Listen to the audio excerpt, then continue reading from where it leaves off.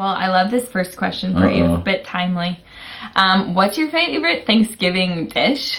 Oh, gosh. Oh, I don't know. I like turkey fine. We have ham and turkey, right? So I like that. But my favorite Christmas dish is we have Japino, which is like crab in this sauce with, you like that too, don't you? Mm-hmm. Yeah, and with shrimp, and that's my favorite dish. Yeah. That's not a Thanksgiving dish. No, I don't even know if it's a real Christmas dish. To be honest, most people don't say turkey and ham as their favorite. Oh, what is your favorite? That's a great question. Oh, gosh. I don't know. Well, you just said most people will say turkey and ham. I think most people are like, oh, turkey, whatever. Oh, it's really? Dry. It makes you not the way my woman cooks it.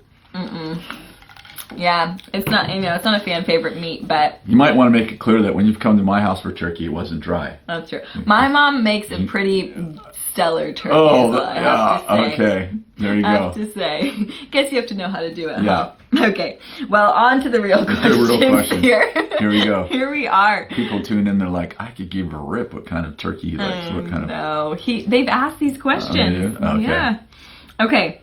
First question. Well, I guess second question. Can you share about rewards in heaven?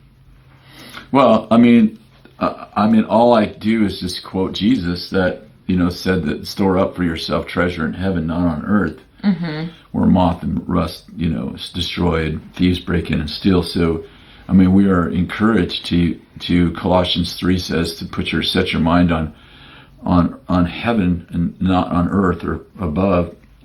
So I think that Hebrews says that he who believes in God must believe that he is, and that he rewards those who diligently seek him. So we have verse after verse after verse about heavenly reward. And I think that sometimes it's hard to live in this, the finite side of our life and think of the infinite reward, right?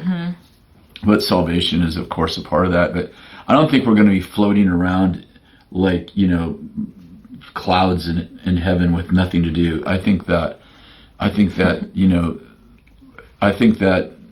what we're doing now will be very similar to heaven, but there will be no death, no crying, there'll be no murder, there'll be none of that kind of thing. And it's interesting because we'll still have a free will. And how do you know that? Because the angels themselves lived with God way before there was humans, and 1/3 of them fell. So even in heaven, you'll still have free will. And then I've known a lot of people that had a death experience, or obviously probably a near-death experience. Yeah. But I mean, some of them who actually died and they were resurrected. And they spoke of things in heaven like colors we've never seen, and sounds we've never heard, and beauty that we've never seen. And so, what do you have any opinion about that? Do you ever think about heaven very much? Oh my goodness, yeah, I think about heaven. Doesn't everybody think about heaven? Yeah, I think so, especially when you're sick. Think about it a lot more. Yeah, you're like, this is the only time I'm gonna have to do this kind of suffering. So, yeah, exactly. That's true. I guess I've always thought about heaven. I mean, even from a little kid, I thought about heaven. I remember I used to think, like, the concept of time, like eternity, was so mind blowing. Like, for it's never gonna end. No aging. Right, like that concept is so interesting to me. No nighttime. Yeah, I think it's something that Revelation 21. It's hard to comprehend. It's really hard to comprehend. There are things. A great example. If we were, let's say, 100 years. If we got transported 100 years back. Yeah. And we were, let's say 200 years, and we were explaining to people what a computer is. Yeah. And trying to explain to them about a car, or trying to explain to them, a network. Right. And how you could just like talk to anyone, anywhere on a device. I mean, it would be hard to comprehend. And if I said, for example, you could take the entire Bible in every version and you could put it on something smaller than your thumbnail, they'd be thinking, no one can write that small. Right. Because their paradigm is you would have to write it down. Right. Where the microchip, for example, created a whole new paradigm so that you could actually put the entire every version of the Bible on a microchip that size. Right. And what I'm getting at is that, so where I'm going is is that when I think of heaven, I think of it through my finite lens. Yeah. And I'm thinking, well, how could that be? Because Right. like in my example of writing the Bible on something that small. Mm-hmm. And then, but what I don't know is all of the technology, I use the word technology, all the technology that will be from here to heaven. Yeah. When God, you know, when God's had billions of years to design things. I know, it's so crazy. So it's really hard to comprehend. That's why Paul said in 2 Corinthians, you know, I knew a man who went to the third heaven, he saw things that were indescribable. Mm-hmm. You know? Yeah. So I think trying to describe with humanly Our words. language, Yeah, you know. what we have a concept for. Totally. Yeah. It's exciting now. Yes, it is. Really exciting. Okay, somebody asked, so you mentioned setting your mind on things above. They asked, when you set your mind on things above, what are the things that you're thinking about? I'm personally thinking about the will of my Father. I'm not thinking above like, well, I can't wait to get out of here. You know, I can't wait to go to heaven. Mm-hmm. I'm thinking of, when I think about setting my mind on the things above, you know, I'm thinking about what are the motivations of my Father to touch the people he loves on this planet, Right. as opposed to what are my motivations, right? 100%. What do you think of when you think of that? You know, that's a great question, actually. Yeah, that's really good. Yeah, it's true. It's thinking about I think often people think of like, oh, it's just this other place that I'm thinking about, but realizing, oh, but heaven comes to, like, heaven's on earth. Like, heaven comes to earth. Yeah, the kingdom's here. Yeah, the kingdom's right? here. So what does it look like to actually live that out when obviously we have the power inside of us to live out the kingdom on the earth? Extend the borders of it, right? Yeah, yeah. That's such a really good question. I think it's probably a great meditation for our listeners and for us, true, right? Yeah. Because it's like, so Colossians 3, set your mind on things above, not on things earth. And then he goes on to talk about not being directed by passions, you know, by evil passions. And so he specifically is talking about our heart being directed by heaven. Right. In the manifestation of the life we have on earth, right? So I think it's a great question, you know. It's a really good question. Okay, another question for you. My mind's exploding with just things. Little thoughts right now? Yeah. What are you thinking? Well, I'm just thinking that's a really great question. Yeah, it's true. I mean, practically. Because people will say, set your mind on things above, but what does that actually look like? What are you actually thinking about? I even think another practical thing is, it is kind of that shifting your mind moment when a situation looks impossible. Yeah. And going, oh, but the Lord doesn't look at this situation as impossible. And it's thinking of, well, how is he viewing this situation? Yeah, because when you live in an infinite world where God has all power and he's created everything, right, then the possibilities of how God could fix a problem right, become infinite, and they're not in this little cup. Right. But they're in this entire room. And so he's not limited to, like, I see there's 3 ways this could work out. And God's like, no, I actually have about 400 ways that could work out. Right. And I'm like, wow, my little brain wouldn't even fathom that. Right. Yeah, we're like, oh no, we're out of food. We gotta go to the grocery store. And he's like, bam, here's a fish and loaf. Good example right there. Right? Boom. Okay. Hey, does anybody have a lunch? Right. Yeah. Exactly. Jesus is hungry. That's good. Okay, kind of switching subjects here a bit, but this person's asked, what do you think about remarriage when a marriage has ended due to addiction? You get questions like this quite a bit, I feel like. Yeah, I mean, honestly, I wish if I would have known that question came in. Jesus talked about, let's back up. When Jesus talked about remarriage, divorce, he didn't talk about remarriage, he talked about divorce. He was speaking to Pharisees and Sadducees who had, what they were referencing that Moses gave a certificate of divorce, and Jesus said Moses did that because of the hardness of heart. But then Jesus goes on to quote to them that God actually made people to be married forever, right? A man to leave his father and mother, he quotes that verse, and to stay forever. But the other part that we should know is that in that day, the divorce rate was much higher than it is even today, because men did not have to be married to their wives, and they called it, I forget the name, it wasn't no-fault divorce, and it was basically men would marry, and they believed in not polytheism.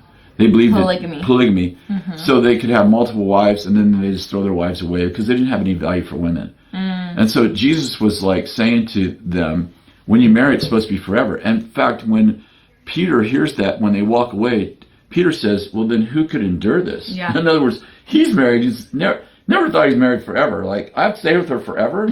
So the idea of marriage had so eroded in first century Roman and Greek culture that people didn't even marry. They weren't thinking I'm married for life. It was more like a long dating situation. And Jesus was correct in that. But I do believe that there are, for example, if you said, well, you can't ever remarry, okay, well, think about this. Here's a person, let's say a guy lives with a girl and has 2 kids, and then they break up. And then he lives with another woman, and he has a child, or not. And he lives with another woman, and he has two more children. Okay, he hasn't been married. Now he gets married. And the church goes, he's only been married once. I'm like, wait a second. This guy made no covenant with 3 other women. He didn't even try to make a covenant with 3 other women. Yeah. And had children with 2 of them. Yeah. And yet, if you looked at the strict way that the church views marriage, you're like, well, that guy's only been married once. He could actually be, a pastor in our church and a deacon. And it's like, but this guy did. But if you took the same scenario and said this guy was married to these 3 women, now he's on his 4th.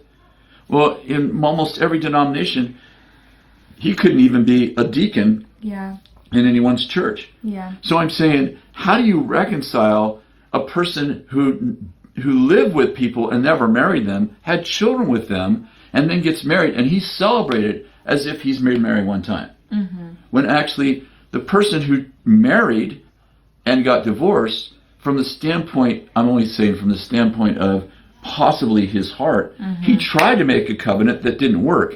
Where this man didn't even make that effort, and he gets celebrated, and the guy who's gone through divorce and how he's remarried is like, oh well, he's had a check against him. He carries a stigma in the church. Yeah. And I'm saying, listen, divorced people in so many churches carry the stigma of failure. Yeah. And I want to say, God created us to marry forever. Right. But if your marriage fails, like it did in my son's case, it's God. I mean, God is the restorer of all things. Yeah. And it's tough on kids. I think if you're listening here and you're having a tough time in your marriage, I mean, like, you should be trying to work it out, because divorce does not get rid. Like, you're like, I'm going to get out of this pain. It's like, oh no, you're going to create a whole bunch more pain.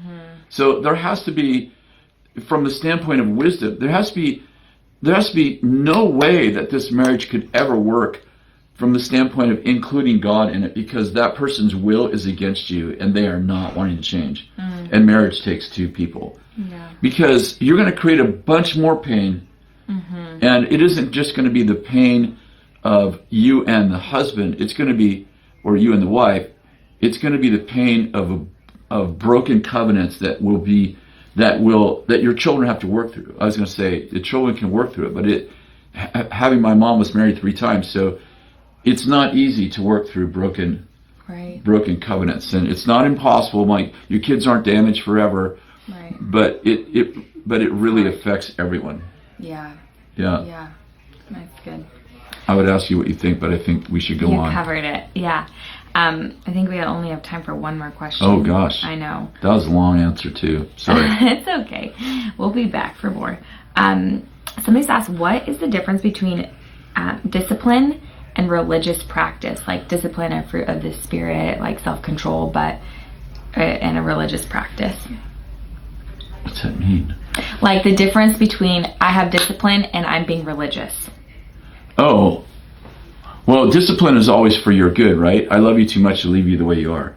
Punishment says, you did bad, and therefore you deserve to be, you deserve to be punished. You deserve to have a negative consequence because you were bad. And discipline says you're actually way better than that.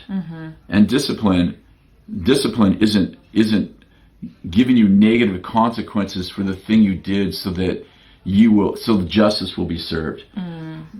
Discipline in the kingdom is shaping you in a way that embraces your good nature. Right. It sees the gold in you. It's like and it shapes you towards forward. that. Yeah. As opposed to causes you pain, so you won't ever do that again. Right. It's almost, maybe you can clarify, but it almost maybe could be explained like maybe a religious practice could be rooted in some form of shame. If you don't do this, then you're a bad person. It's attacking who you are. Versus a discipline is, I'm doing this because I know I'm called to something greater, and it takes discipline to become that, to get there. Exactly. And, in Romans 13, it talks about government. And by the way, this will be a long conversation, so I will make it short. But I would challenge everyone to read Romans 13, 1 through probably around verse 10. But when people are refused to change from discipline, which is basically, I'm helping to mold you into the woman or man you're supposed to be, with the caring hands of God, but with also like, hey, no, this way, right, over here, right? So there is some kind of like, yes, come with me, right. But when people refuse to do that, governmental leaders like police officers, they actually have been commissioned by God to bring wrath on people, so that God actually will use punishment for people who actually will not refuse. They would refuse to control themselves from the inside out to the benefit of culture. And they're actually wreaking havoc and maybe shooting people, punishing people, raping people. And God goes, okay, if discipline isn't working in your life, I can use punishment, right? I can use the fear of hell to get you to behave, because I love you too much to let you go to hell, and you won't let me discipline you, so I will use the wrath, I will use the sword to get you to move the right direction. That's good. And and that's the last resort, though, right? It's the last resort. God doesn't want to lead us by punishment. He doesn't want to lead us through fear. He doesn't want to, like, if you do that, you're going to hell. He doesn't want to lead us like that. He wants to lead us from the heart. Yeah, that's good. And discipline has to do with heart. That's really good. That's actually a good word. So good. Well, we're going to end on that note. You're going to pray this time, because I did most of the talking. Sounds good. Well, Jesus, thank you so much for this time that we have each week. I pray for each person watching today that they would just feel your presence, and especially as we head into the holiday season and all that can bring, God, I pray that they would just feel the joy of the Lord in their home and the presence of God just in their hearts as they go about this season. We just bless each and every one of you. In Jesus' name, amen. Amen. We'll see you all next week. Yep, next week. Next week. After Thanksgiving. Have a wonderful Thanksgiving. Yes.